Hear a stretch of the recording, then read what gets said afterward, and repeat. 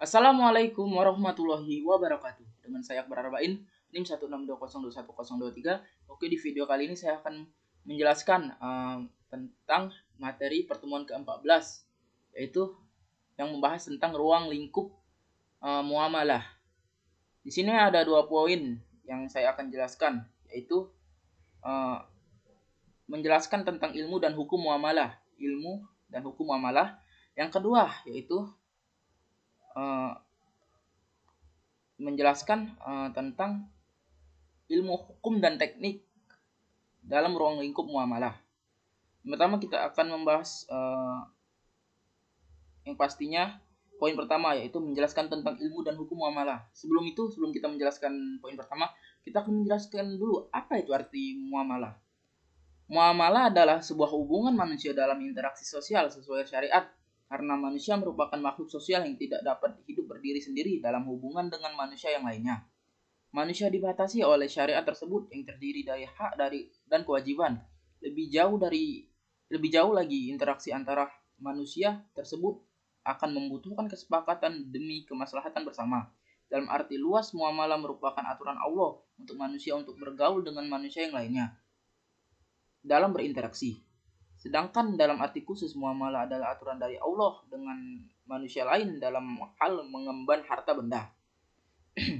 Oke, kita akan masuk ke pembahasan atau poin yang pertama, yaitu muamalah dalam bidang ilmu dan hukum.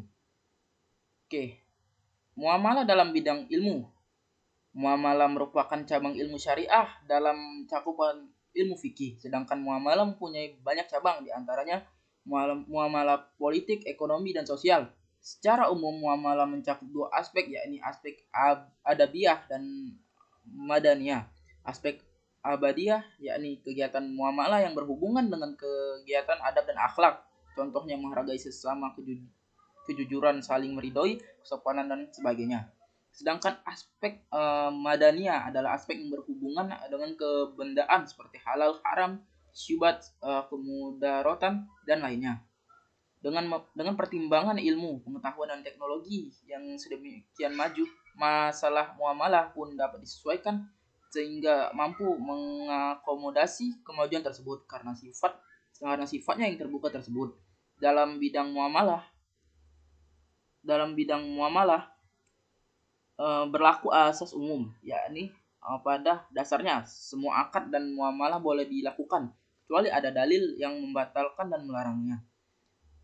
Dari prinsip dasar ini dapat dipahami bahwa semua perbuatan yang termasuk dalam kategori muamalah boleh saja dilakukan selama tidak ada ketentuan atau nas yang melarangnya. Oleh karena itu, kaidah-kaidah dalam bidang muamalah dapat saja berubah seiring dengan perubahan zaman asal tidak bertentangan dengan ruh Islam. Oke, selanjutnya kita akan membahas tentang muamalah dalam bidang hukum. Dilihat dari segi bagian-bagiannya, ruang lingkup syariah dalam bidang muamalah menurut Abdul Wahab Khalaf meliputi yang pertama, yaitu ahkam al-ahwal al-syakiyah, hukum keluarga, yaitu hukum-hukum yang mengatur tentang hak dan kewajiban suami, istri, dan anak. Ini dimaksudkan untuk memelihara dan membangun keluarga sebagai unit terkecil. Yang kedua yaitu al-ahkam al-maliyah, hukum perdata, yaitu hukum tentang perbuatan usaha perorangan seperti jual beli, al-baywal, ijarah, pengadaian, seperikatan, syirkoh, utang piutang, udayanah, perjanjian, ukut. Hukum ini dimaksudkan untuk mengatur orang dalam kaitannya dengan kekayaan dan pemeliharaan hak-haknya. Yang ketiga yaitu al-ahkam al-janayah, hukum pidana, yaitu hukum yang bertalian dengan tindak kejahatan dan sanksi-sanksinya. Yang keempat yaitu al-ahkam al-murafaat, hukum acara, yaitu hukum yang berhubungan dengan peradilan, al-qada, persaksian, al-syahadah, dan sumpah al-yamin. Hukum ini dimaksudkan untuk mengatur proses peradilan guna merealisasikan keadilan antar manusia. Yang kelima yaitu al-ahkam al-dusturiyah, hukum perundang-undangan, yaitu hukum yang berhubungan dengan perundang-undangan untuk membatasi hubungan hakim dengan terhukum serta menetapkan hak-hak perorangan dan kelompok. Keenam, yaitu al-ahkam al-duwaliyah, hukum kenegaraan, yaitu hukum yang berkaitan dengan hubungan kelompok masyarakat di dalam negara dan antar negara. Ketujuh, al-ahkam al-iqtisadiyah, yaitu wa al-maliyah, hukum ekonomi dan keuangan, yaitu hukum yang berhubungan dengan hak fakir miskin di dalam harta orang kaya, mengatur sumber-sumber pendapatan dan masalah pembelanjaan negara. Mungkin itulah pembagian hukum muamalah yang meliputi 7 bagian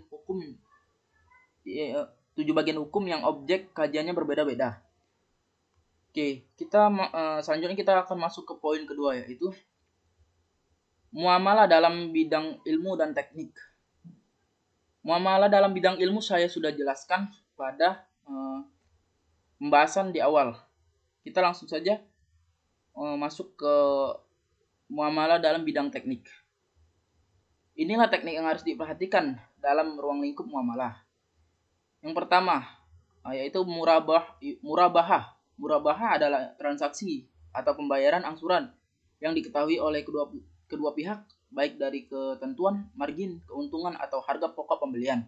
2. Sewa menyewa. Sewa menyewa atau dalam Islam disebut akad ijaroh, merupakan suatu imbalan yang diberikan kepada seseorang atau atas jasa yang telah diberikan seperti kendaraan, tenaga, tempat tinggal, dan pikiran. Adapun beberapa syarat, ialah barang yang disewakan menjadi hak sepenuhnya dari pihak pemberi sewa.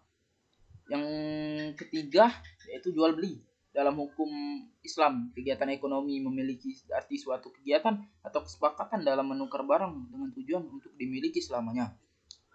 Yang keempat, yaitu syiroh. Dalam ilmu muamalah, syiroh merupakan suatu akad di mana dua pihak yang melakukan kerjasama dengan tujuan untuk memperoleh keuntungan. Yang terakhir, yaitu yang harus diperhatikan adalah hutang piutang dalam teknik yang meliputi ruang lingkup muamalah. Hutang piutang adalah menyerahkan harta dan benda kepada orang dengan catatan suatu saat nanti akan dikembalikan sesuai perjanjian. Beberapa rukun hutang piutang diantaranya harus ada barang atau harta. Rukun hutang piutang tadi harus ada barang atau harta, adanya ijab kabul, dan adanya pemberi hutang atau penghutang. Salah satu hal yang harus dihindari ialah menjauhi riba, karena riba ini hukumnya berat di Islam. Riba ini adalah penetapan bunga atau melebihkan jumlah pinjaman saat pengembalian berdasarkan persentase dari jumlah pinjaman pokok yang dibebankan kepada peminjam. Oke, ada baiknya kita menghindari yang namanya riba tadi, karena itu kebanyakan memang tidak baik untuk diri kita sendiri. Oke, mungkin itu saja yang bisa saya sampaikan pada presentasi video materi pertemuan ke-14 yang mencakup ruang lingkup muamalah ini. Yang 2 poin tadi saya sudah jelaskan. Semoga bermanfaat bagi kalian semua. Saya mohon maaf bila ada salah kata. Saya mohon ampun pada Allah Subhanahu wa taala. Dengan ini saya akhiri video ini dengan salam. Assalamualaikum warahmatullahi wabarakatuh. Terima kasih.